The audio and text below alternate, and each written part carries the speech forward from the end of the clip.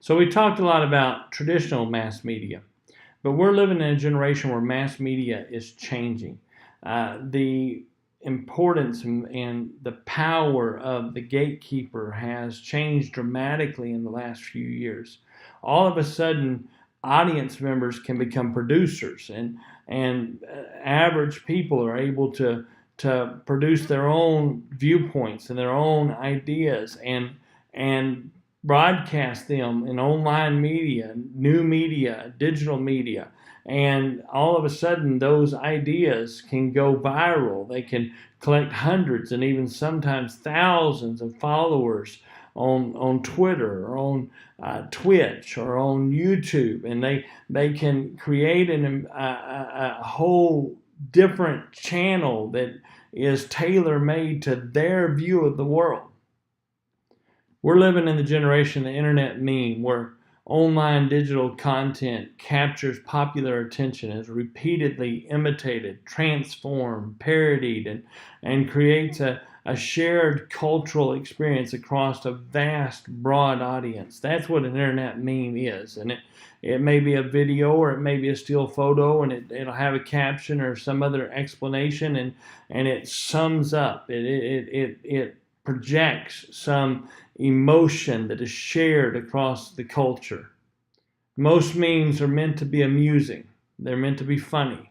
They are the satirical way we view politics, or the comical way we view our lives. But at the same time, some memes can be serious, and they can broadcast a serious theme, and they can still become widely popular. In order for it to be a meme, I know we have created a genre of imagery that we call memes, but it's really not a meme until it's circulated and imitated by many different users, and it becomes so popular that it becomes global, and it spans huge, vast, massive audiences. Then it elevates to the level of being a meme. We also live in the era of the micro celebrity. There are different ways that an individual can reach a vast audience. They can do that through blogging or through micro-blogging. Twitter and Instagram are two ways that you can do that. The user begins to put content out there that is noticed and liked, and they become minor celebrities. All of a sudden, they develop huge followings of people who are waiting for their next post, waiting for them to share their next view or their next image or their next idea, and they become somewhat of a celebrity. Now, bloggers consider themselves to be journalists, but unlike traditional journalists, they're not bound by professional and ethical guidelines, and so they have complete freedom to voice their own opinions and to focus on what interests them, and to ignore evidence, and to ignore and to suppress certain ideas, because there is no accountability. I mentioned it earlier, but we're living in an era of convergence. Convergence is a term used to describe the coming together of computing, telecommunication, and media in a digital environment. Digitalization is changing everything, and traditional media is moving away from analog styles of transmission and moving into the digital environment, the digital world. So we live in a world where anybody, anywhere, can access news and music and videos on handheld devices or tablets or screens or computers. And I can be sitting in my deer stand, in the one stand on my property that happens to have cell coverage, and I can be a consumer of media. That changes the definition of everything. Your book asks the question, then what exactly does it mean to talk about TV or radio or newspapers or film? Because it's all converging into one technology. And YouTube provides a good example of convergence. Originally, it was designed to give average people the opportunity to produce and air their own videos, but it's still that kind of a space. There's still experimental user-generated content, but more and more it's becoming commercialized, and and YouTube channels that amass large followings and become micro celebrities. They get sponsors and they promote different goods and materials, and it becomes an economic pursuit. And more, we're seeing the commercialization of YouTube, and professionally generated content is becoming more and more dominant there.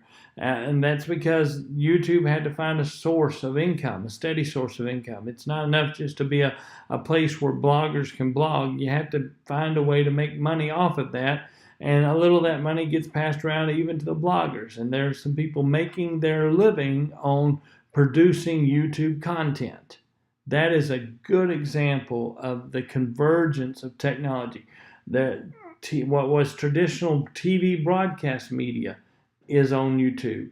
What was traditional news media, print news media, is on YouTube. What was traditional radio media is on YouTube. What was traditionally in print media now appears on YouTube. We're seeing the convergence of old technologies, new technologies coming together in a digital environment, and media is becoming accessible to anybody, anywhere, anytime.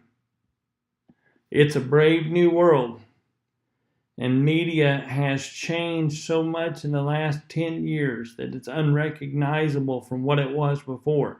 And you can mark it down. The next 10 years are going to be just as dramatic. It's changing extremely fast, and it's difficult to keep pace with it. It's difficult to understand it. But as consumers, we have the responsibility to know how it impacts us, to know how it shapes our thinking, to be aware of the fact that media has the ability, through its persistence, to cause us to question our beliefs, or cause us to question our worldview, or even shape our worldview. So we have to be careful about how we consume it. I understand that in this day and age, you're going to consume media. Nobody's trying to tell you you can't consume media. It's going to be on your phone.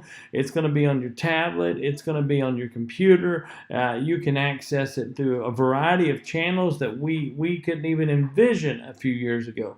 But you have to be responsible about the way you access it. You have to be aware of the influence it has. You have to be aware of the agenda that it has. You have to be aware of the way that it normalizes things. And you have to be able to filter that out. You need to be able to and one way you can do that is through your prayer life. One way you can do that is through your Bible reading. One way you can do that is by opening yourself up to other sources that tell you ethically what is right and wrong. Your preacher, your pastor, your youth leader, whoever it is in your life that is a mentor and a voice in your life, let them speak into your life, and that will help counter the influence of the corporate entities that are driving, or even individual interests that are driving the media that you are consuming. One thing we have to recognize is that media is business, and business exists to make money. And because of that, there are some ethical pitfalls that media can fall into. One problem that media communicators face is a conflict of interest. That's a situation that occurs when a media communicator's professional role conflicts with their personal interest. You may see a conflict in interest when a reporter marches in a public demonstration, or attends a rally for a political cause or candidate. You may see that in practice. You may see a conflict in interest whenever a reporter promotes a specific political agenda or political ideology. That they're supposed to be neutral, but they're promoting their personal views and their personal beliefs, and it's detrimental to their credibility to their audience. Media communicators are also faced with problems concerning truth and accuracy and fairness. Problems of accuracy are prevalent on the internet, where blogs operate without accountability, without fact-checking or editorial review, and false information can spread like wildfire. And I know it's a buzzword of our day, but fake news is a real thing, and it really does happen, and people really do put information out there that is absolutely untrue, but they can dress it up in such a way that it appears to be true, and it appears to be real, and it appears to be right. Another ethical concern is the way media gathers information. We've all heard the stories where overzealous reporters have lied about their own identity. They have bribed or threatened people to get information. They perhaps even hacked into public communication systems and gotten a hold of information that they should not have access to. WikiLeaks exists, and that it lives in that very realm, and reporters have used information that was illegally obtained. And so you have to ask the question, there's an ethical concern regarding the way the information is gathered.